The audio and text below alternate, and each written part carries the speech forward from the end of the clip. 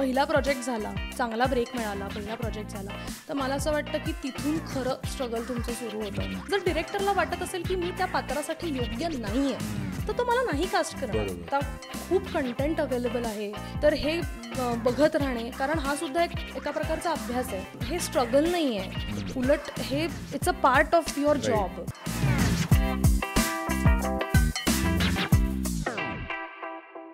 इसमें नशा जिसने पिया वो गम में भी हंसा, सोनी डगर पे जैसे सोनी ये छाओ हो सुहानी. वेलकम टू काय बोलताय अर्चना. Thank you so much. आणि तू खूप छान गातेस. तर आमच्या व्ह्युअर्ससाठी जसं आय जस्ट इंट्रोड्यूस यू, तर Archana Nipankar, she is a singer, she is an actress आणि तिने फिल्म्स केले, टी व्ही केलं आहे. तर वेलकम टू काय बोलताय, कसं वाटतंय?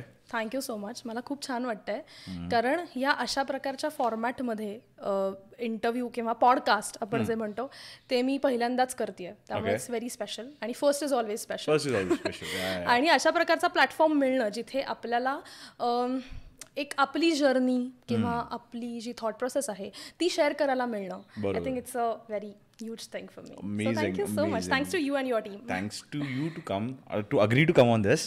Radhika, I know acting and all your schedule हे खूप बिझी असतं आणि त्यातनं टाइम काढणं, तर खरंच थँक्यू. आमच्या व्ह्युअर्ससाठी कडनं पण. तर विल लाईक डायरेक्टली जम्प. तर ॲक्टिंग ॲज अ करिअर, ठीक आहे, आणि तू नाशिकची आहेस, बरोबर? तर हाऊ डिड इट हॅपन, कसं हे सगळं, म्हणजे how did you get into acting, singing? थोडंसं आमच्या व्ह्युअर्ससाठी जरा एक ब्रीफ सांगशील आम्हाला? डेफिनेटली. मी मूळ नाशिकची आहे. माझं स्कूलिंग, कॉलेज माझं सगळं नाशिकलाच झालं आहे. खरं तर मी क्लासिकल म्युझिक म्हणजे शास्त्रीय संगीत मी लहानपणापासून शिकली आहे, कारण माझी आजी मालती निपाणकर ही नाशिकमध्ये शास्त्रीय संगीत शिकवायची, स्वतः गायची. आणि त्यामुळे जे काय संस्कार झाले गाण्याचे ते अगदीच बाळ असल्यापासून, जेव्हापासून कळायला लागलं, अर्थात कळत नव्हतं तेव्हापासूनच ॲक्च्युली हे संस्कार माझ्यावर होत गेले. म्हणून आमच्या घरातच गाणं असल्यामुळे मी गाणं शिकतच होते. आणि मीनव्हाईल मी नाटकात सुद्धा काम करत होते. पण नाटकाचं मी जरा थोडं उशिरा सुरू केलं, जेव्हा मी कॉलेजमध्ये गेले. शाळेत पण करत होते, पण सिरियसली आता मला नाटक करायचं आहे असं मी जेव्हा ठरवलं तेव्हा आय वॉज इन कॉलेज. पण गाणं हे माझं लहानपणापासून सुरूच होतं. त्यामुळे हे मी म्हटलं तसं की if I am not working, म्हणजे मी ॲक्टिंग करत नसते तर तेव्हा मी गातच असते 24/7. त्यामुळे अशी ती जर्नी आहे. आणि मी नाट्यसंगीत पण शिकले. तर त्या काळात मी भरपूर कार्यक्रम करायचे, म्हणजे सुगम संगीताचे पण करायचे आणि नाट्यगीतांचे पण करायचे.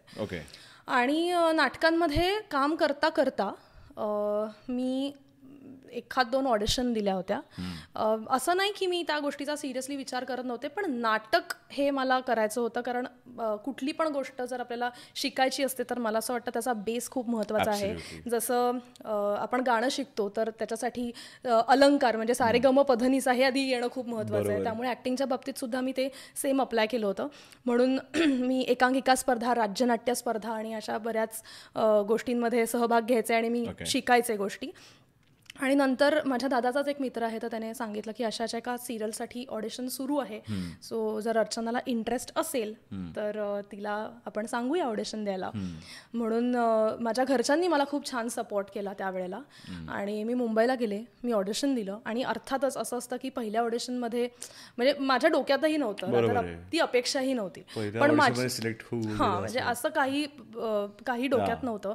It was very unexpected. आणि माझं कास्टिंग झालं त्या पहिल्या सिरियलसाठी. आणि it was a very special project, कारण खूप चांगल्या कलाकारांबरोबर होता. टेलिव्हिजन म्हणजे सिरियल होती ती, टेलिव्हिजन करत होते. आणि गोष्टसुद्धा खूप छान इंटरेस्टिंग होती. सगळे कॅरेक्टर्स, सगळे आर्टिस्ट, डिरेक्टर, सगळी टीम इतकी छान होती की फार मजा आली मला. तो हा शो होता ना, कारे दुरावा, झी मराठीवर. त्यामुळे घरच्यांनाही असं झालं की अर्थात घरच्यांचा कल गाण्याकडे थोडा जास्त होता त्या काळात, पण त्यांनाही असं पटलं की पहिलाच एवढा चांगला ब्रेक मिळाला किंवा पहिलाच एवढा चांगला प्रोजेक्ट मिळाला, so you should not miss this opportunity. तर मग मी थेट नाशिकहून निघून मुंबईला आले. I was just 22 at that time. आणि माझी ॲक्टिंगची जर्नी, अभिनयाची जर्नी ही सुरू झाली. अमेझिंग. मग जेव्हा तुला ॲक्टिंगला चान्स मिळाला, गोईंग टू मुंबई, आणि मग तिकडे जाऊन सेटवर जाणं, हे आधी आता नाटकाहून तर खूप वेगळं असतं हे, राईट? कारण का आय थिंक टी व्ही करणं हे सगळ्यात अवघड असतं, कारण का तुम्हाला खूप लॉंग आवर्स असतात, आणि मग then you know one shot you have to do 4 times 5 times, जोपर्यंत तो नीट नाही होत, खूप ट्रेनिंग असतं. प्लस जसं तू म्हटलीस की मोठ्या मोठ्या ॲक्टर्सबरोबर काम करत होती, तर मग तो एक्सपिरियन्स कसा होता पहिल्या दिवशी, किंवा गेटिंग यूज टू दॅट और अंडरस्टँडिंग की अरे हां हे असं करायला पाहिजे किंवा ते तसं करायचं, हाऊ डिड दॅट हॅपन? मला नेहमी असं वाटतं की म्हणजे मला वाईट वाटतं ॲक्च्युली या गोष्टीचं की मी कुठल्या ॲक्टिंग इन्स्टिट्यूटमध्ये शिकून आलेले नाही आहे. पण अर्थात जेव्हा तुम्ही शिकून येता तेव्हा तुम्ही फार परिपक्व असता, तुम्हाला खूप गोष्टींची माहिती असते. पण मला असं वाटतं की जेव्हा तुम्ही ऑन फील्ड जेव्हा तुम्ही काम करता तेव्हाचा जो तुम्हाला मिळणारा एक्सपिरियन्स आहे तो फार वेगळा असतो.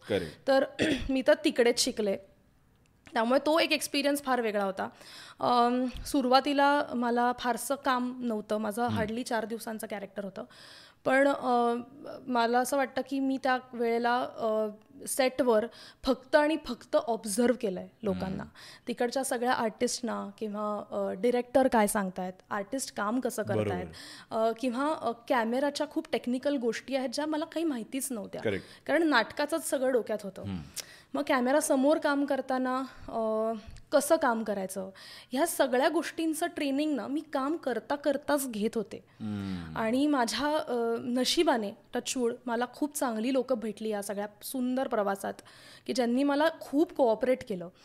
मला आठवतं आहे की त्यावेळेला माझा एक सीन होता, आणि फार माझं कॅरेक्टर असं होतं की ते खूप असं शाय कॅरेक्टर होतं, जे फार अंडर कॉन्फिडंट मुलगी आणि एकदम शाय, शांत, बुजरी असं त्या मुलीचं कॅरेक्टर होतं. आणि खूप एक 4-5 महिन्यांनी मला एक सीन माझ्या वाट्याला आला ज्याच्यात मला बोलायचं होतं, ॲक्च्युअल डायलॉग्स बोलायचे होते. तर माझा तो सीन सुरू होता, आणि नेहा जोशी जी ॲक्टर आहे, जी माहितीच आहे सगळ्यांना, तर तिने माझी रिहर्सल बघितली आणि तिने मला सांगितलं की एकदा मी तुला सगळं वाचून दाखवू की कशा पद्धतीने हे घ्यायचं आहे. तर मी तिला म्हटलं हो, मला नक्की आवडेल. आणि तिने मला पूर्ण अखंड सीन वाचून दाखवला, आणि तिने मला छोट्या छोट्या काही गोष्टी सांगितल्या ज्या मला आजपर्यंत लक्षात राहिल्यात, की म्हणजे कसं डायलॉग डिलिव्हरीपासून ते कॅमेरा फेसिंग, लाईट कसा घ्यायचा, ह्या सगळ्या गोष्टी मी या माझ्या पहिल्या प्रोजेक्टला शिकले. आणि मला असं वाटतं I am very grateful for that, because सगळ्यांना हे असं परिपक्व पूरक वातावरण असं मिळत नाही जे मला मिळालं. So I am very very much glad. Amazing. पण मग तेव्हा असं काही असे गमतीदार किस्से वगैरे वेअर काहीतरी होता सीन, आणि मग कधी कधी आपण माती खातो म्हणतो तसं, कधी कधी you fall flat on the face, असं होतंच की अरे नाहीच होते, त्या दिवशी जमतच नाही आहे किंवा काय. पण कारण का याच्या व्यतिरिक्तही चॅलेंजेस असतात, राईट, की बिईंग देअर, आणि मग ते स्वतःला अनलाइज करणं, त्याच्यातनं मग ते रिलीज जेव्हा होतं त्याच्यानंतर मग व्ह्युअर्सचे कमेंट्स येतात, आणि आय थिंक तुझा नेगेटिव्ह रोल होता त्याच्यात. हा नेगेटिव्ह मी नंतर केला, माझी ती तिसरी सिरियल होती ज्याच्यात मी नेगेटिव्ह कॅरेक्टर केलं. तर अर्थात तेव्हा पण, कारण नेगेटिव्ह कॅरेक्टर करणं मला असं वाटतं फार अवघड असतं, कारण ते तेवढं कन्व्हिक्शननी करणं, आणि हे कॅरेक्टर असं का वागतंय, किंवा असं का ती नेगेटिव्ह बोलतीये किंवा वागतीये. आणि टेलिव्हिजन म्हणल्यानंतर फार वेगळे चॅलेंजेस असतात ज्याच्यात तुम्ही कुठल्याही थरापर्यंत जाऊन कसंही ते कॅरेक्टर मोल्ड होऊ शकतं. तर अशा वेळेला काम करता करता ते एक चॅलेंजिंग होतंच माझ्यासाठी. पण असे आहेत, म्हणजे असे बरेचसे किस्से आहेत ज्या वेळेला मला आठवतं जेव्हा मी नेगेटिव्ह करत होते तेव्हा कविता लाड, कविता ताई त्या सिरियलमध्ये होती, जी सचित पाटील माझ्याबरोबर होता. सो मी त्याच्या प्रेमात असते आणि ती त्याची आई असते. आणि एकदा ती माझ्या घरी येते सांगायला की तू माझ्या मुलाचा प्रेमचा नाद सोड, ज्याच्यात मी तिला जवळजवळ ढकलते ओके. जोरात, आणि ते माझ्यासाठी खूप कठीण गेलं करायला. कारण एकतर कविता ताई, जिला मी लहानपणापासून, एकतर आपण ह्या दिग्गज कलाकारांना बघत आपण स्वतः मोठे झालेलो असतो आणि त्यांच्याबरोबर असा सीन करायचा, जरीही ते खोटं असलं, जरीही ते पात्रच असलं, आपण पात्रच साकारत असलो, तरी सुद्धा हे असं करणं, हे आपण कधी आपल्या आयुष्यात इमॅजिनही केलेलं नसतं. तर मी खूप नर्वस झाले होते आणि काहीही केल्या मला ते जमतच नव्हतं. आम्ही खूप वेळा रिहर्सल केली आणि कविताताईला कळलं की मी खूप कॉन्शियस झाले आहे, म्हणून कविताताईने शॉट थांबवला. तिने मला बाजूला घेतलं, तिने मला सांगितलं की तू बिंदास कर, मला माहिती आहे तू हे अर्चना म्हणून करत नाही आहेस, तू हे दीपिका म्हणून करतेस, सो तू हे कर. आणि मग तो सीन झाला आणि तो चांगला झाला ऑफकोर्स. पण असे खूप किस्से असतात की बऱ्याचदा आपण असं म्हणतो की कॅरेक्टर किंवा ते पात्र स्वीकारत असताना त्या सगळ्याचा आपल्यावर प्रोफेशनली जसा परिणाम होतो तसा पर्सनली सुद्धा कुठेतरी होत असतो. Okay. So this is it. आता जसं तू सांगितलंस की पहिली सिरियल, देन दुसरी, देन थर्ड यू डिड, मग तू मध्ये फिल्म्स पण केल्या. तर आता या जर्नीमध्ये first break you got, you lucky you set, ठीक आहे, तुला वाटलं की नाही की हे आपल्याला it is a very good thing that happen. पण त्यानंतर काय काय चॅलेंजेस असतात? कारण का खूपशे व्ह्यूअर्स असे आहेत आमचे की ज्यांना ॲक्टिंग ॲज अ करिअर करायचं आहे, त्यांना इच्छा आहे की जाऊन मुंबईला काम करावं वगैरे सगळं. पण या इंडस्ट्रीमध्ये चॅलेंजेस पण खूप आहेत आणि त्यासाठी तुम्हाला ऑडिशन्स पण द्याव्या लागतात. तर हा सगळा काय, म्हणजे काय काय चॅलेंजेस असतात आणि काय काय ऑडिशन्स कसे असतात आणि त्याचे चॅलेंजेस काय असतात? हो, म्हणजे सुरुवातीला जेव्हा मी या क्षेत्रात आले, पाऊल ठेवलं, तेव्हा माझ्या ऑलरेडी काही जवळची लोकं होती जी या क्षेत्रात काम करत होती, त्यामुळे तसं मला त्यांच्या अनुभवावरनं बऱ्याचशा गोष्टी कळत होत्या. पण तरी मला असं वाटतं की प्रत्येकाची जर्नी ही वेगवेगळी असते. तर मी आता माझ्या जर्नीप्रमाणे सांगेन की जेव्हा पहिला प्रोजेक्ट झाला, चांगला ब्रेक मिळाला, पहिला प्रोजेक्ट झाला, तर मला असं वाटतं की तिथून खरं स्ट्रगल तुमचं सुरू होतं. आणि ॲक्च्युली नक्की काय आहे हे आपल्याला ह्याच्यात आपण म्हणतो ना की ते पाण्यात पडल्याशिवाय पोहणं आपण शिकत नाही, तसं ते काहीतरी आहे की एकदा इथे काम सुरू केल्याशिवाय आपल्याला कळत नाही की तिथले काय चॅलेंजेस आहेत. तर बाकी चॅलेंजेस खूप होते, पण मला असं वाटतं की एखादी गोष्ट जर तुम्हाला मनापासून आवडत असेल तर ते चॅलेंजेस आणि ते स्ट्रगल तुम्हाला स्ट्रगल वाटत नाही, ते तुम्ही निभावून नेता आणि ते छान प्रकारे पार पडतं. पण तरीसुद्धा मला असं वाटतं की खूप पेशन्स इज द की. जर तुम्हाला लाईफ लॉंग काम करायचं आहे तर मला असं वाटतं की patience is the key. Patience असणं फार फार महत्त्वाचं आहे.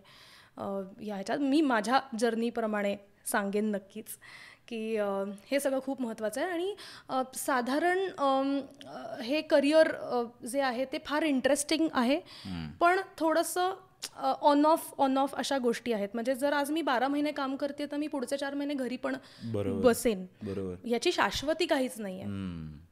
पण अगेन मी म्हणलं तसं की जर आपल्याला ते खूप आवडतंय, आपण जर त्या कलेवर आणि आपल्याला आवडणारी गोष्ट करतोय तर ते कुठेतरी आपण छान प्रकारे निभावून नेऊ शकतो. अमेझिंग. पण जेव्हा तू इंडस्ट्रीला आत आलीस, ठीक आहे, आपण म्हणतो की इंडस्ट्री बाहेर एकदम ग्लॅम आणि everybody is friendly, everybody is everything, पण रियालिटी काहीतरी वेगळी असते. तर काय, हाऊ तुझा एक्सपिरियन्स कसा होता इंडस्ट्रीचा ऑन अँड ऑफ त्याच्यामध्ये? माझा एक्सपिरियन्स म्हणशील तर फ्रॉम डे वन माझ्यासाठी एक्सपिरियन्स खूपच सुंदर होता. कारण तू म्हणलास असं की खूप मिसकन्सेप्शन्स आहेत या इंडस्ट्रीबद्दल. जसे पॉझिटिव्ह आहेत तर मला असं वाटतं पॉझिटिव्हपेक्षा खूप जास्त नेगेटिव्हच बोललं जातं, पण खरं तर तसं नाही आहे. मला असं वाटतं की तुम्ही जसे असता, माझ्या एक्सपिरियन्सनुसार तुम्ही जसे असता तसा समोरचा माणूस असतो. आणि ह्या पूर्ण प्रवासात मला असा कुठलाच अनुभव खरंच नाही आला की ज्याच्यात मला असं खूप वाईट वाटलं आहे किंवा मला त्या गोष्टीचा खूप त्रास झाला आहे. थोडंफार इकडे तिकडे होतं, पण जे इंडस्ट्रीचे सो कॉल्ड मिसकन्सेप्शन्स आहेत तर त्या प्रकारे असा मला कुठलाच अनुभव आला नाही. मला असं वाटतं की इट्स बिकॉज तुम्ही कसे आहात लोकांशी, आणि इफ यू आर प्रोफेशनल, तुम्ही प्रोफेशनली गोष्टी जर छान प्रकारे हँडल करता आहात तर nothing like it. Amazing. Life मंत्र एकदम सॉर्टेड आहे. येस माझा लाईफ मंत्र is very very much sorted. मला माहिती आहे की मला काय करायचं आहे, मला माहिती आहे की मला कुठल्या मार्गाने काम करायचं आहे, कसं काम करायचं आहे. त्यामुळे येतात अप्स अँड डाऊन्स असतात, पण you have to overcome it and like तुम्हाला जायचं आहे, जस्ट कीप गोईंग. पण जसं T V industry, film industry, ह्याच्यामध्ये टफ असं असतं की you get a rejections a lot. कारण का ऑडिशन जसं तू म्हटली त्या जावं लागतं, तिथे यू हॅव टू परफॉर्म, आणि मग यू गेट रिजेक्टेड. आणि कधी कधी काय काय ॲक्टर्सचं असं पण बघितलंय की एकदम हिट होतात पहिली सिरीज किंवा पहिला पिक्चर एकदम, आणि त्यानंतर एकदम गायब होऊन जातात लोक. आणि जेव्हा त्यांना किंवा त्यांचे इंटरव्ह्यूज आपण बघतो तर त्यांना म्हणतात, ते पण तेच म्हणतात की काम मिळणं हे नंतर इतकं अवघड होऊन जातं की, अँड यू हॅव तो तुमचा एक डेली चॅलेंज असतो की you have to wake up, pull yourself together, आणि परत नाही का जा दुसऱ्या ह्याला. तर या बाबतीत तुझं काय म्हणणं आहे या टी व्ही इंडस्ट्रीमध्ये राहून? अगेन रिजेक्शन्स म्हणशील तर खूप रिजेक्शन झालेत मला सुद्धा. मी म्हटलं तसं मी ॲड फिल्म्ससाठी खूप प्रयत्न करते गेले अनेक वर्ष, आणि मी खूप ऑडिशन्स देते, खूप वेगवेगळ्या प्रकारच्या ऑडिशन्स देते, आणि मला फक्त आणि फक्त रिजेक्शन येते. पण मला असं वाटतं की त्याच्या मागेही कारण आहेत. आता मी साधारण 2013 पासून या इंडस्ट्रीमध्ये काम करते, तर आता 10 वर्ष झाली आहेत. तर मला असं वाटतं की आपण एखादी ऑडिशन दिल्यानंतर त्या कॅरेक्टरची रिक्वायरमेंट काय आहे, ते कॅरेक्टर कसं हवं आहे दिग्दर्शकाला. मग दिग्दर्शकानंतर प्रोड्युसर येतो, प्लस आता कुठलं टेलिव्हिजन असेल तर ते चॅनल येतं, तर त्याच्यात ना खूप चॅलेंजेस आहेत. तर हे सगळ्या गोष्टी मिळून तुमचं कास्टिंग होतं. असं नाही की तिकडे एकच माणूस कोणीतरी ठरवणार आहे. तर ह्या सुद्धा खूप मिसकन्सेप्शन्स आहेत की नेटवर्किंग आणि ह्या सगळ्या गोष्टींनी फायदा होतो, नाही असं नाही. पण आता ना हेही फॅक्टर्स त्याच्यासाठी खूप महत्वाचे आहेत. जर डिरेक्टरला वाटत असेल की मी त्या पात्रासाठी योग्य नाहीये, तर तो मला नाही कास्ट करणार, आणि त्याच्यासाठी मी हे पर्सनली घ्यायची काहीच गरज नाहीये. कारण मी माझं बेस्ट दिलंय, मी माझं 100% दिलंय. पण जर त्या कॅरेक्टरच्या किंवा त्या पात्राच्या चौकटात आपण जर बसतच नसू, जर त्याच्यात आपण नाही बसत आहे किंवा अजून काही त्यांचे वेगळी कारणं आहेत, तर असू शकतात. तर मला असं वाटतं की ते फक्त पर्सनली घ्यायची काही गरज नाही आहे. बऱ्याचदा मी जिथे ऑडिशन दिली आहे, जिथे मला शक्य झालं तिकडे मी त्यांना विचारलंय की माझं का रिजेक्शन झालंय. म्हणजे मला फक्त एकच महत्वाची गोष्ट वाटते ह्या सगळ्याच्यात की माझा परफॉर्मन्स वाईज कुठे कमी नाही पडलं. ठीक आहे, मी दिसायला at least you can work on it ना, म्हणजे परफॉर्मन्स कमी असेल तर बाबा जाऊन आपण प्रॅक्टिस करू शकतो. म्हणजे मी काम करेन स्वतःवर. परफॉर्मन्स वाईज माझं काही चुकलंय का, की अजून काही फॅक्टर्स आहेत. मग मला असं कळलं की मी खूप परफॉर्मन्स ओरिएंटेड ऑडिशन द्यायचे, म्हणजे माझं पूर्ण फोकस माझा हा परफॉर्मन्सवर असायचा. पण जेव्हा आता मी हे ॲड फिल्म्स आणि हिंदीकडे जशा ऑडिशन्स देते, मराठी पण देते, हिंदी पण देते, तर मला असं वाटतं की बाकी फॅक्टर्स सुद्धा खूप महत्त्वाचे. तुम्ही व्हॉट आर यू वेअरिंग, तुम्ही नक्की कसे कपडे घालताय, तुमचे हेअर, तुमचा मेकअप, तुमच्या ह्या सगळ्या गोष्टी, तुम्ही how you present yourself. So I think this is also very important या सगळ्या प्रोसेसमध्ये, जे की मी देत नव्हते लक्ष. मला असं वाटायचं की नाही, परफॉर्मन्स चांगला झाला की म्हणजे झालं, छान आहे. पण बऱ्याचदा बाकी सुद्धा फॅक्टर्स खूप अवलंबून असतात. तुम्ही तो कशा प्रकारे शूट करताय, कितपत लाईट आलाय, तुम्ही किती सिन्सिअरली ती ऑडिशन देताय, तर हेही ते खूप महत्वाचं आहे. मग त्याच्या पुढे तुमचं रिजेक्शन होत आहे का तुम्हाला त्याच्यात तुमचं कास्टिंग होत आहे, हा भाग खूप पुढचा आहे. पण आय थिंक आपल्याकडनं आपण 100% देणं, आणि कास्टिंग होत नाही ह्याच्या मागे खूप कारणं आहेत.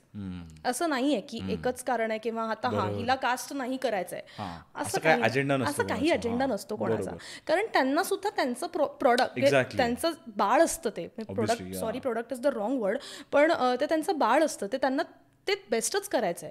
जर तुम्ही त्या कास्टिंगमध्ये फिट बसत आहात, बरोबर, देन ऑल युअर्स. पण तुम्ही नाही बसत आहात तर नाही होते. सो आय थिंक मी तरी म्हणजे माझी तरी ही थॉट प्रोसेस आहे. आता काही असलं तरी मी ह्या ह्यानी चालते की रिजेक्शन आलं तरी थांबायचं नाही, keep walking, keep going, that's it. कधी ना कधी तर होतच, म्हणजे तेवढं तुम्हाला फेथ तुमच्यावर पाहिजे. आणि मग माहिती नाही किती वर्ष लागतील, मे बी कितीही वर्ष लागू शकतात या सगळ्या प्रोसेस.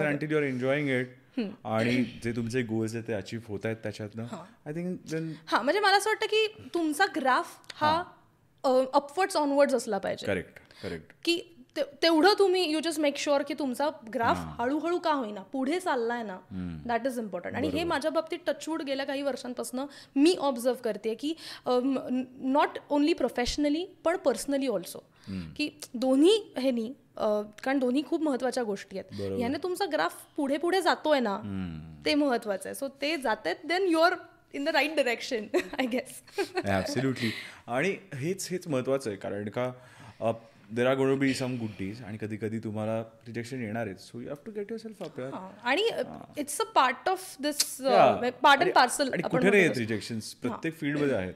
सो आय थिंक आणि इट्स फेअरली टफ. तर आता जसं तू म्हणलीस की ऑडिशन्स आता कधी कधी आता आजकाल I think after post Covid आता आपण सोशल मीडिया गेम पण आपला चांगला ठेवावा लागतो फॉर ॲक्टर्स. आणि कारण का त्याच्यातनं पण आय थिंक प्रोफाईल्स आणि मग तुमचे फॉलोअर्स आणि सगळं बघून पण कधी कधी I think the first look might be that, I am just guessing. तर पोस्ट कोविड काय कसा सिनारिओ बदलला आहे ॲक्टिंगचा, आणि सोशल मीडिया किती महत्त्वाचं झालं आहे आता? अगेन सोशल मीडिया आता फार महत्त्वाचा आहे, कारण बऱ्याच ठिकाणी म्हणजे I don't know whether it is a good thing or not, पण बऱ्याचदा कास्टिंग हे सोशल मीडियावरनं केलं जातं. तुमचे फॉलोवर्स बघितले जातात काही काही ठिकाणी. आणि मला तर मी पॉझिटिव्हच गोष्टी सगळ्या बघत असते. तर मला असं वाटतं की तुमचं इंस्टाग्राम फीड असेल किंवा आता इंस्टाग्रामच जास्त चालतं, सो इंस्टाग्राम, तर त्याच्यावरनं खूप इझी जातं कुठल्या पण प्रोडक्शन हाऊसला और कुठल्या पण डिरेक्टरला, की असं म्हटल्यानंतर की अरे हां अर्चना निपाणकर ना, मग पटकन सर्च केलं अर्चना निपाणकर, तर अर्चना निपाणकर दिसते की ती पर्सनली पण कशी दिसते आणि ती तिच्या प्रोफेशनल लाईफमध्ये पण कशी दिसते. तर मला असं वाटतं की सोशल मीडिया हा इम्पॉर्टंट पार्ट आहे आजकाल, फॉर्च्युनेटली अनफॉर्च्युनेटली, पण म्हणजे त्याच्या आहारी जायची काही फारशी गरज नाही. म्हणजे मी आत्ताच तुला जसं सांगत होते की माझ्यासाठी खूप अवघड जातं की सोशल मीडियावरती सतत अपडेट करणं आणि सतत या गोष्टी करणं, पण मी माझ्याकडून एक चांगला कंटेंट जाईल अशा प्रकारे मी हा प्रयत्न करत असते.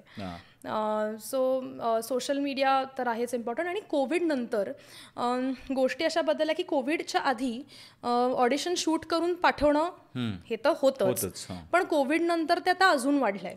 बिकॉज आता मी पुण्यात राहते सध्या, तर बऱ्याचशा ऑडिशन्स ह्या मी शूट करून पाठवते. तर जरी डिजिटली म्हणजे आम्हाला काही work from home he facility नसल्यामुळे आम्हाला तिकडे जावंच लागतं कामासाठी, पण ॲटलिस्ट जी फर्स्ट स्टेप असते की ज्याच्यात एखादी स्क्रिप्ट देऊन आपण ती प्रेझेंट करतो, आपण ते कॅरेक्टर प्रेझेंट करतो, तर पहिली जी स्टेप आहे ही सध्या मोबाईल फोन्सवर होते आहे. हां, की तुम्ही घरी शूट करा, हॉरिझॉन्टल व्हर्टिकल त्यांना जशा प्रकारे हवा आहे तुम्ही घरी मेकअप करा. आता हल्ली सगळ्यांकडेच सेटअप्स असतात, रिंग लाईट असतो त्याच्यामुळे त्याच्यावर तुम्ही तुमचा फोन प्लेस करा आणि ऑडिशन पाठवा. तर एक साधारण आयडिया येते की हा माणूस कसा दिसतो आणि हा कितपत परफॉर्म करू शकतो. आणि मग देन सेकंड स्टेप आणि मग त्याच्यानंतर लुक टेस्ट आणि ह्या सगळ्या गोष्टी येतात. पण ही पहिली जी प्रोसेस आहे, पहिली पायरी जी आपण म्हणतो, ती जरा थोडीशी सोपी झाली आहे आफ्टर कोविड. तर तू आता जे यंग ॲस्पिरंट्स आहेत त्यांना आता यायचं या इंडस्ट्रीमध्ये, जे आता करंटली नाटकं करत असतील किंवा त्यांचे पण ॲस्पिरेशन्स आहेत की आपण फिल्म मिळावी, टी व्ही मिळावा आणि हे ऑडिशन्स व्हावे, तर काय तू त्यांना कसं गाईड करशील की काय काय त्यांनी करावं, काय नाही करावं, म्हणजे त्याच्याने ह्यांना काम मिळेल एकतर, आणि सेकंड म्हणजे की ते स्वतःला नीट तरी प्रेझेंट करतील त्यांना. जसं तू म्हटलीस की जसं तू ऑडिशन्सला जायची, देन यू अंडरस्टूड की नाही I have to look perfect, have to be everything नीट असायला पाहिजे त्याच्यामध्ये. तसं यू फिगर्ड आउट. आता काय काय लोकांना हे कधी कधी कळत नाही, जाणवत नाही, किंवा कोण त्यांना सांगणार आहे तसं नसतं. तर what would you guide them, how would you guide them? हां, म्हणजे आता टू बी व्हेरी ऑनेस्ट, मी गाईड वगैरे करण्यात तर मोठी नाही आहे, पण अगेन मी माझ्या आलेल्या एक्सपिरियन्सवरनं मी एवढंच सांगेन की like just be in the game, be your self. आणि हल्ली आता ऑडिशन्स जसं इंस्टाग्राम आहे की इंस्टाग्रामवरती बऱ्याचशा कास्टिंग एजन्सीज आहेत ज्या पोस्ट करत असतात त्यांच्या रिक्वायरमेंट्स. तर आता तसं पोहोचणं ह्या कास्टिंग डिरेक्टर्सपर्यंत हे त्या रिलेटिव्हली खूप सोपं आहे, कारण तिकडे तुम्हाला त्यांचे ईमेल ॲड्रेसेस असतात, प्लस त्यांचं इंस्टाग्राम अकाउंट असतं ज्याच्यावर तुम्ही डिरेक्ट मेसेज त्यांना करू शकता. तर ह्या गोष्टी तशा खूप सोयीच्या झाल्यात. तर अनेक चांगले कास्टिंग डिरेक्टर्स आहेत. आज आपल्याकडे मोबाईल फोन्स आहेत ज्याच्यावर तुम्ही गुगल करून चांगल्या कास्टिंग डिरेक्टर्सची नावं सर्च करू शकता, किंवा आपण जसं फिल्म झाल्यानंतर किंवा टेलिव्हिजनवर तुम्हाला एक साधारण IMDb ही जी वेबसाईट आहे याच्यावर तुम्हाला साधारण कोण कास्टिंग डिरेक्टर्स आहेत आणि हे कुठे सापडतात, हे कुठे मिळतील, तर त्यांची माहिती तुम्हाला सगळी मिळते. तर ती माहिती मिळून म्हणजे इवन इफ तुम्ही मुंबईत राहत नसाल तरी तुम्ही बाकी शहरात असाल तर तुम्ही घर बसल्या तुम्ही या गोष्टी तर नक्कीच करू शकता. तर मला असं वाटतं ते आता कास्टिंग डिरेक्टर्सपर्यंत पोहोचणं खूप सोपं झालं आहे. आणि अगेन ॲक्टिंग असो, सिंगिंग असो, और कुठलंही फील्ड तुम्हाला चूज करायचं असलं तरी त्याच्यासाठी लागणाऱ्या ज्या गोष्टी आहेत त्या आपण करत राहायला पाहिजे. मग त्याच्यात फिटनेस असेल, त्याच्यात वेगवेगळे पात्र करण्यासाठी तुम्हाला जी वेगवेगळी तयारी करावी लागते ती तयारी असेल, किंवा आता खूप कंटेंट अवेलेबल आहे आपल्याला फोन्सवर, आपल्या एका क्लिकवर आपल्याला भरपूर कंटेंट आणि ऑप्शन्स आहेत. आज हे नाही आवडलं तर ते आहे, ते नाही आवडलं तर हे आहे, तर हे बघत राहणे, कारण हा सुद्धा एका प्रकारचा अभ्यास आहे. तर हे सगळं करत राहणे ह्या गोष्टी फार महत्त्वाच्या आहेत. म्हणजे मला असं वाटतं की हे स्ट्रगल नाही आहे, उलट हे it's a part of your job. आणि हे जर तुम्ही करत असाल तर ते इट हेल्प्स, ते तुम्हाला खूप हेल्प करतं, कारण माहिती नाही कधी कुठली अपॉर्च्युनिटी तुमच्या समोर येईल. So you have to be prepared, you just have to be yourself, be in the game, आणि नेव्हर गिव्ह अप वाला जो ॲटिट्यूड आहे तो असायला पाहिजे, फार महत्त्वाचा आहे तो. आणि कास्टिंग एजन्सीज, मी म्हटलं तसं की तसं मलाही हा खूप जणांनी प्रश्न विचारला की कसं, तुमच्याकडे काही नंबर्स आहेत का, कसं पोहोचायचं. तर मला असं वाटतं Instagram is a good platform की तुम्ही पोहोचू शकता. प्लस तुमचे कोणी ओळखीचे असतील तर तुम्हाला नंबर वगैरे मिळतातच. रेफरन्स असेल तर अर्थात त्याचा इम्पॅक्ट वेगळा पडतो. पण हल्ली content is the hero, script is the hero. तर त्यांना खूप वेगवेगळे चेहरे हवे असतात. मी आता सगळेच आपण वेबसिरीज बघतो, तर वेबसिरीजमध्ये कधीच रिपिटेटिव्ह फेसेस नसतात, खूप वेगवेगळी लोकं असतात. तर ना ऑप्शन्स पण खूप आहेत, आता प्लॅटफॉर्म्स पण खूप आहेत. टेलिव्हिजनसुद्धा, टेलिव्हिजनवर आता काही फक्त 2-3च चॅनल्स नाही आहेत, 6-7 चॅनल्स आहेत मराठीतच, मग हिंदी आहेच, प्लस बाकी भाषेतले आहेतच चॅनल्स, आणि OTTवर म्हणजे इतकं काम आहे बाहेर, खूप काम आहे. तर पॉझिटिव्ह राहणं की कुठे ना कुठे काही ना काहीतरी होईल. आणि खरंच म्हणजे या क्षेत्राचं ना जरी ही अनसर्टन्टी असली ना तरी याच्यातली ही एक गंमत आहे की तुमचं आयुष्य कसं कधी पलटेल, म्हणजे 360 डिग्री चेंज होईल ना, तुम्हालाही कळणार नाही. आणि तर ते पॉझिटिव्हिटी आणि मॅनिफेस्ट करणं, म्हणजे ह्या सगळ्या गोष्टी मी करते, त्यामुळे मी हे सांगू शकते की पॉझिटिव्ह राहणं हा तर नक्कीच आपण अप्रोच टुवर्ड्स गोष्टींकडे ठेवू शकतो.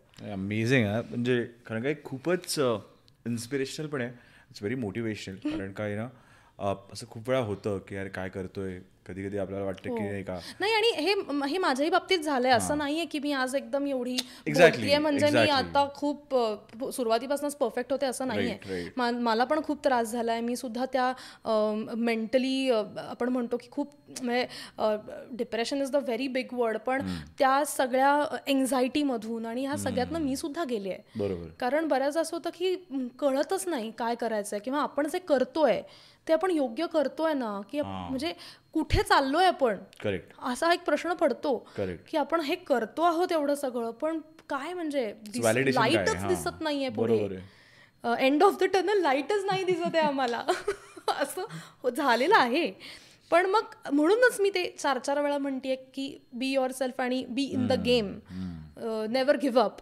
ह्या गोष्टी महत्त्वाच्या आहेत. कारण जेव्हा तुम्ही ठरवाल ना की बास आता हे खूप झालं, आणि तेव्हाच बरोबर तुमच्या डोरवर एखादी अपॉर्च्युनिटी येईल. त्याच्यापेक्षा ठरवूच नका ना, जस्ट कीप गोईंग. होतात गोष्टी. आणि इतके मोठी ऍक्टर्स आहेत ज्यांचे आपण, मी तर खूप ते इंटरव्ह्यूज आणि ह्या सगळ्या गोष्टी बघत असते, तर किती जणांचं किती उशिरा सगळ्या गोष्टी फ्लरिश होतात. म्हणून मी म्हटलं तसं की सगळ्यांची जर्नी वेगळी आहे. आणि स्टॉप कम्पेअरिंग युअर सेल्फ, खूप महत्वाचं आहे. ह्या म्हणजे खूप इझिली आपण करतो, ही मला असं वाटतं ही ह्युमन टेंडन्सी आहे की आपण पटकन कम्पेअर करतो की अरे हिला हे मिळालं, अरे मला का नाही मिळालं. पण अगेन तुमची जर्नीच ऑल टुगेदर इतकी वेगळी आहे, त्या व्यक्तीची जर्नी वेगळी आहे, तुझी जर्नी वेगळी आहे, तर कशाला कम्पेअर करायचं आहे. बरोबर आहे, just keep working hard. Amazing आहे, अमेझिंग. तर तुझा असा TV मधला किंवा फिल्म मधला असा कुठला एखादा मेमोरेबल एक्सपिरियन्स आहे की त्या दिवशी वाटलं अरे यार बेस्ट यार हेच यासाठीच सगळं वर्थ इट होते असं?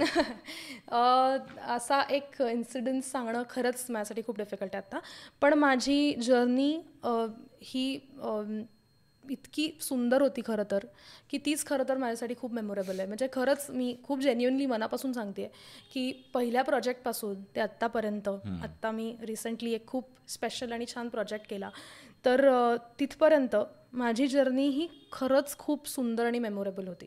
म्हणजे माझ्याकडे फक्त आणि फक्त छान इन्सिडेन्सेसच आहेत सांगायला, की मी खूप शिकली आहे कारण या जर्नीत. आणि मला असं वाटतं की खूप मी इव्हॉल्व होत गेले आणि मी अजूनही खूप इव्हॉल्व होती आहे.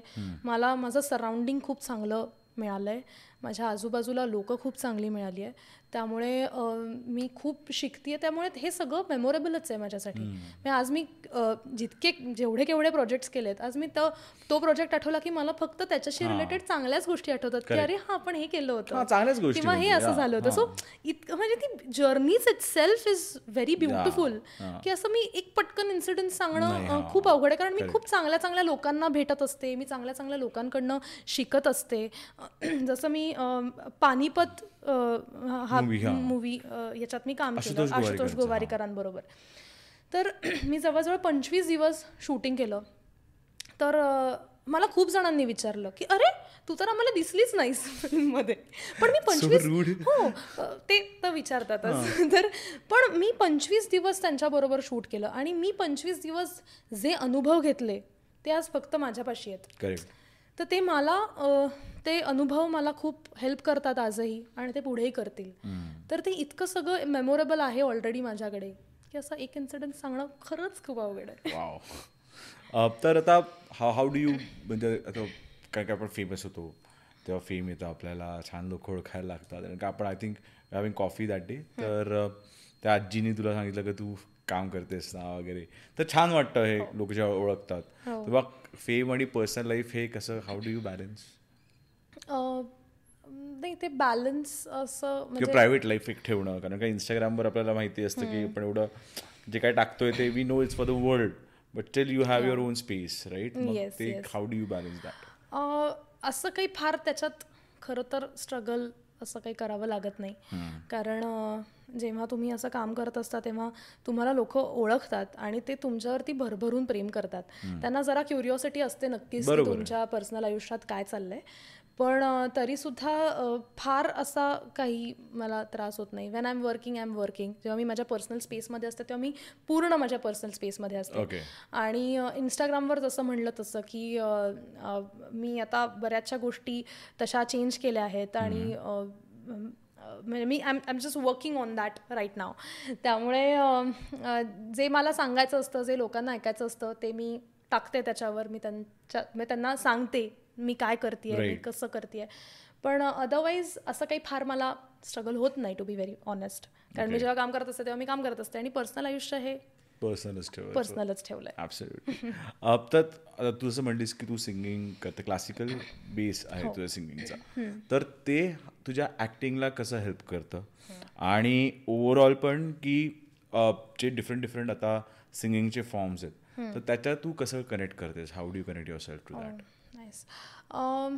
मी म्हटलं तसं की सिंगिंग अर्थात ॲक्टिंगसुद्धा हे माझ्या आयुष्यातले अविभाज्य घटक आहेत. म्हणजे ते त्यांच्याशिवाय मला काही दुसरं येतही नाही करता. आणि जेव्हा म्हणजे दोन्ही गोष्टी it goes hand in hand basically. एकतर कला क्षेत्र हे माझं आधीपासून आवडतंच होतं, पण मला असं वाटतं म्युझिक हे it keeps me Sen always. म्हणजे मग ते शास्त्रीय संगीत असेल का, मी खूप वेगवेगळ्या प्रकारचं म्युझिक ऐकते खरं तर. सेमी क्लासिकल म्हणा किंवा बॉलिवूड सॉंग्ससुद्धा ऐकते, ठुमरी, कजरी, दादरा, म्हणजे कुठले पण just name it. South Indian गाणी, बंगाली, म्हणजे जे कुठलं चांगलं म्युझिक, ते कुठलंही म्युझिक हे मी सगळं ऐकते. तर बऱ्याचदा असं होतं, जसं मी म्हणलं की अप्स अँड डाऊन्स येतात आपल्याला आपल्या करिअरमध्ये, तर ती अनसर्टन्टी असते. तर त्या अनसर्टन्टीमध्ये आपण बऱ्याचदा रेसलेस होतो, अँक्शियस होतो. आणि तेव्हा मला शांत करण्याचं काम हे फक्त आणि फक्त म्युझिकच करू शकतो. कारण म्हणजे माहितीच नाही. म्हणजे मला असं वाटतं की मी सतत एक तर गाण्यात असते जेव्हा मी काम करत नसते, त्यामुळे तुमच्या डोक्यात आहे ना वेगळा काही विचार येतच नाही. जे म्हणतो ना आपण की कॉम्पिटिशन, मग कम्पेअरिंग, कॉम्पिटिशन, जेलिसी, ही जी नेगेटिव्हिटी आहे ना, ही नेगेटिव्हिटी ऑटोमॅटिकली माझ्यापासून खूप लांब राहते ओनली बिकॉज ऑफ म्युझिक. कारण दुसरं तुमच्या डोक्यात काहीच नाही आहे ना. एखादा राग सपोज मी ऐकतेय कोणाचाही, तर मी राग ऐकते तर मी तो विचार करत असते की अरे कुठला सूर लागलाय, अरे हे बघ हे असं घेतलंय, अरे ह्या रागात हा राग हा मिश्र राग आहे किंवा हा राग आहे, अरे हा ताल आहे. तर ह्या सगळ्या गोष्टींचा इतका मनात विचार असतो आणि इतकं वेगवेगळं म्युझिक अगेन आपल्याला आपल्या फोन्समुळे आणि या डिजिटल गोष्टींमुळे इतकं छान, इतक्या व्हरायटी ऑफ आर्टिस्ट आहेत आणि त्यांचं इतकं काम ऐकायला मिळतं. म्हणजे आजही मी रोज नव्या कुठल्या तरी आर्टिस्टला ऐकते किंवा रोज मी नवीन कुठलं तरी कॉम्पोजिशन ऐकते. इतकं आहे सगळं की ते असताना मग दुसरा काही विचार येतच नाही मनात.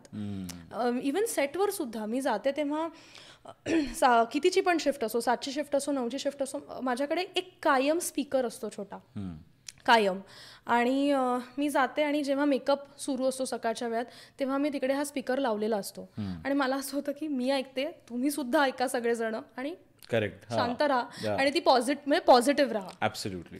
तर मला असं वाटतं गाण्या इतकी पॉवरफुल पॉझिटिव्ह गोष्ट काहीच नाही आहे आणि आय एम व्हेरी फॉर्च्युनेट की माझ्या आयुष्यात ती आहे. मी गाऊ शकते, मी गाणं ऐकू शकते, ऐकतात तर सगळेच, पण मला गाताही येतं, त्यामुळे थोडंफार कळतं गाण्यातलं, त्यामुळे इट हेल्प्स मी, लाईक खूप ते हेल्प करतं माझ्यासाठी. आणि तू एक तो सिंगिंगचा प्रोग्राम पण केलेलास. हो, त्याच्या बाबतीत आमच्या व्ह्यूअर्सना सांगशील? येस, मला खूप, मी त्याच्याविषयी तर खूपच बोलू शकते. कारण एक सिंगिंग स्टार नावाचा सोनी मराठीवर मी शो करत होते, ज्याच्यामध्ये सगळे सेलिब्रिटीज होते, जे गाणारे सेलिब्रिटीज होते. तर माझं त्याच्यात फक्त एकच एम होतं, आम्हाला सगळ्या ईच सेलिब्रिटीजला आम्हाला एक मेंटॉर असा दिला होता. तर माझं त्याच्यात फक्त एकच एम होतं की मला शेवटच्या एपिसोडपर्यंत टिकायचं आहे. करेक्ट. बस, मला काही माझी काही कॉम्पिटिशन नाही आहे की मला जिंकायचं आहे किंवा, because I am not very competitive. I don't know whether it's a good thing or not, but I am not very much, असं माझं असं डिपेंड्स पर्सन टू पर्सन. मी तेवढी कॉम्पिटेटिव्ह नाही आहे. मला असं होतं की मला हे करता येतं आहे, बास, हेच माझ्यासाठी खूप आहे. So I am like that. तर माझं असं एम होतं की मला शेवटच्या एपिसोडपर्यंत थांबायचं आहे, कारण त्या निमित्ताने आपण तेवढेच गाण्यात राहू. करेक्ट. कारण माझा मेंटॉर होता राहुल सक्सेना, त्यामुळे राहुल दादा जवळजवळ माझ्याकडून दिवसाचे 7-8 तास रियाज करून घ्यायचा.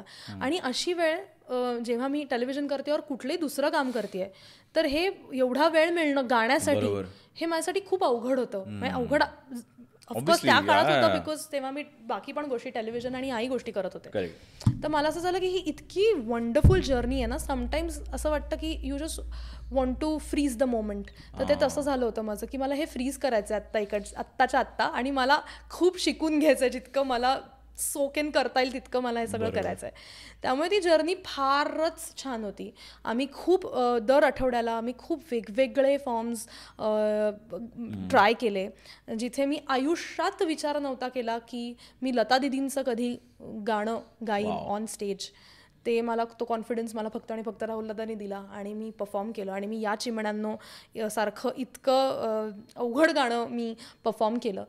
तर असे खूप सुंदर आणि छान अनुभव आहेत आणि त्या शोनी मला खूप काही दिलं. रिक्वेस्ट आहे आम्हाला की 1-2 लाईन म्हणून दाखवा म्हणतात. चालेल. मी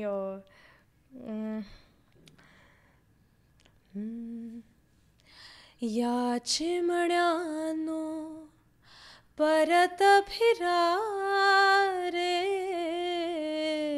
या चिमण्यांनो परत फिरा रे, घराकडे आपुल्या जाहल्या, तिन्ही सांजा जाहल्या जाहल्या, तिन्ही सांजा जाहल्या. Amazing, amazing. खूपच दिवसांनी गायले त्यामुळे एक खूपच छान आवाज आहे तुझा. तर मग coming back to the question की मग सिंगिंगमध्ये काय असं म्हणजे काय अपॉर्च्युनिटीज अजून असू शकतात ज्याच्यामध्ये की वेर पीपल कॅन गेट इन आणि तू तुला स्वतःला तुझं तू सांगितलंस की तू लव्ह सिंगिंग अँड दॅट ते तुला एकदम असं रिलॅक्स करतं आणि तुझं फ्रेम ऑफ माइंड नेहमी चेंज करतं. सो हे या गोष्टीकडे तू कसं बघतेस? टू बी व्हेरी ऑनेस्ट, मला म्युझिक च्या अपॉर्च्युनिटीज ज्या आहेत त्या म्हणजे मला त्या खूप वेगवेगळ्या अपॉर्च्युनिटीज ग्रॅब करायला नक्कीच आवडतील. तर जसं आता हे सिंगिंग स्टार हा मी शो केला, याच्या आधी एक झी युवावर कोक स्टुडिओ सारखाच एक प्लॅटफॉर्म सुरू केला होता सरगम नावानी. तर तिकडे सुद्धा मला परफॉर्म करायला मिळालं. तसं प्रोफेशनली मी एका मध्यंतरी शॉर्ट फिल्मसाठी मी माझं गाणं रेकॉर्ड केलं प्रोफेशनली, जे आता आहे स्पॉटिफाय आणि ॲपल म्युझिक आणि बऱ्याच चांगल्या चांगल्या प्लॅटफॉर्म्सवरती ते गाणं आहे. छोटं गाणं आहे पण आहे.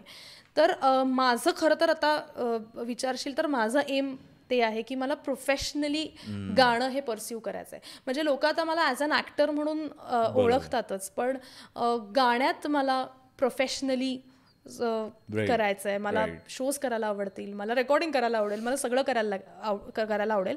पण त्याच्यासाठी मी गाण्याचं ट्रेनिंग घेतेच आहे. मी शिकते आहे गाणं आणि माझा एक रियाज आणि माझ्या या सगळ्या गोष्टी चालूच आहेत. त्यामुळे मी म्हटलं तसं स्ट्रगल इज अनएंडिंग.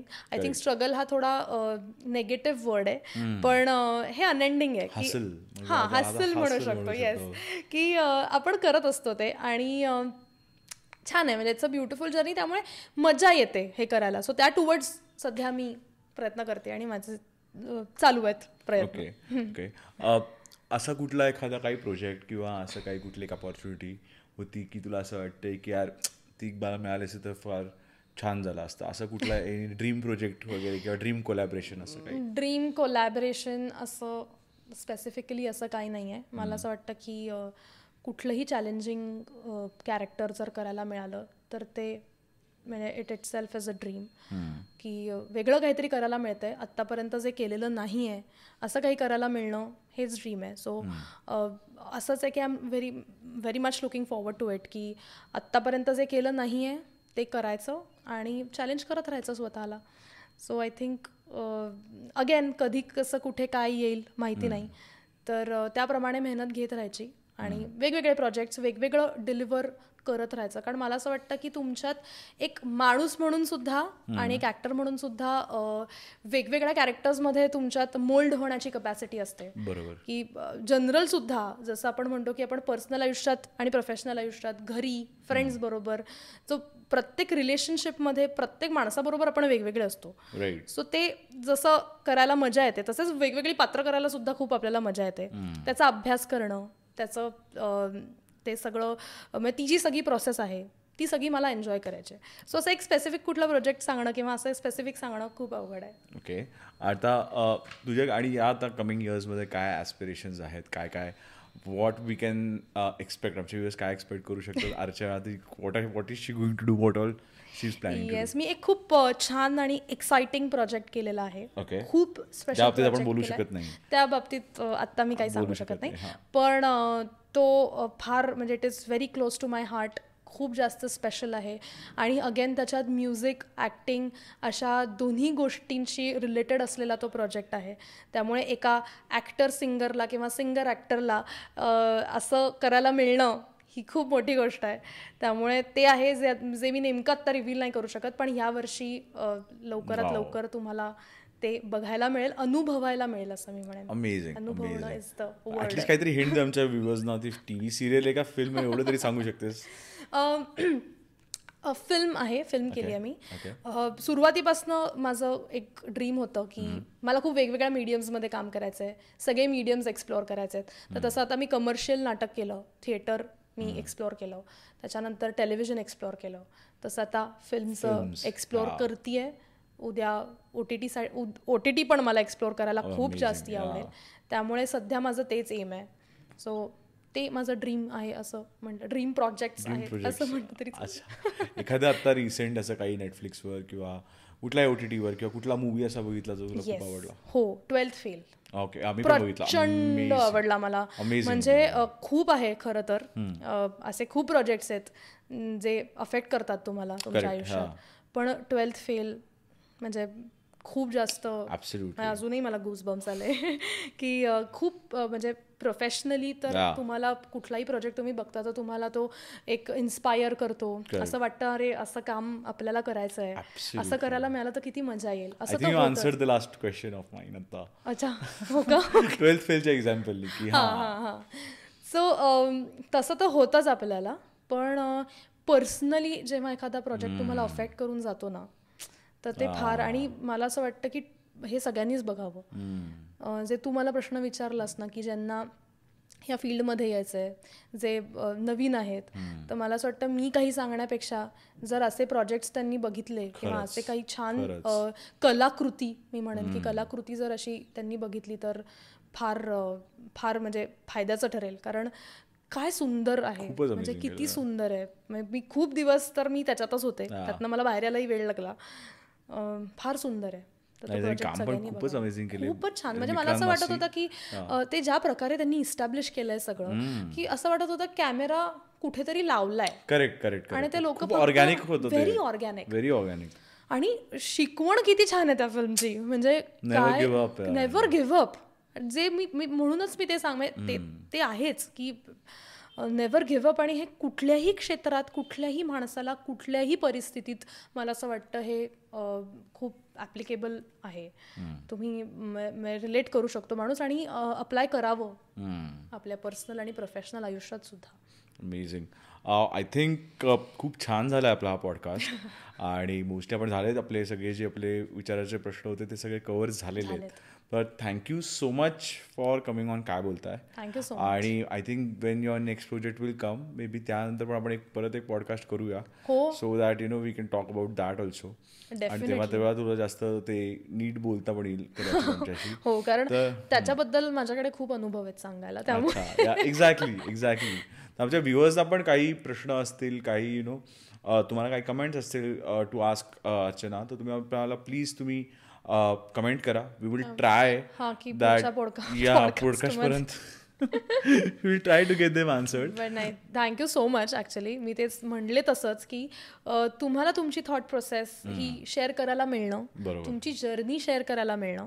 असं असतं बऱ्याचदा की तू म्हणलास असं की असं काही मला स्पेसिफिकली कोणाला काही सांगायचं आहे असं नाही आहे, पण एक जनरल आपण आपली जर्नी शेअर केली, थॉट प्रोसेस शेअर केली, तर मला असं वाटतं की 100% किंवा 100 लोकांपैकी 10 लोकांनी, चल 2 लोकांनी जरी याच्यातनं काही चांगलं घेतलं आणि माझ्याकडनं ते चांगलं काहीतरी डिलिव्हर झालं लोकांपर्यंत, तर नथिंग लाईक इट. अमेझिंग. नाही, हा खरंच, आणि हा खूपच छान the way you put things आमच्या ऑडियन्ससाठी, की never give up, mainly keep trying. आणि म्हणजे असं आजकाल खूप कमी लोक आहेत जे असं डिस्कस करतात किंवा ओपनली डिस्कस करून असं सांगतात की नाही यार ठीक आहे, even if it's a challenging field, but there is always the light at the end of the tunnel, जसं तू म्हटलीस. So I think it's amazing. आणि we wish you all the best for your all future projects. आणि आमच्या व्ह्युअर्ससाठी फक्त एकदा camera बघून सांगशील की आम्हाला लाईक करा, सबस्क्राईब करा आणि आम्हाला फॉलो करा. तर येस, काय बोलताय या पेजला फॉलो करा, लाईक करा, सबस्क्राईब करा.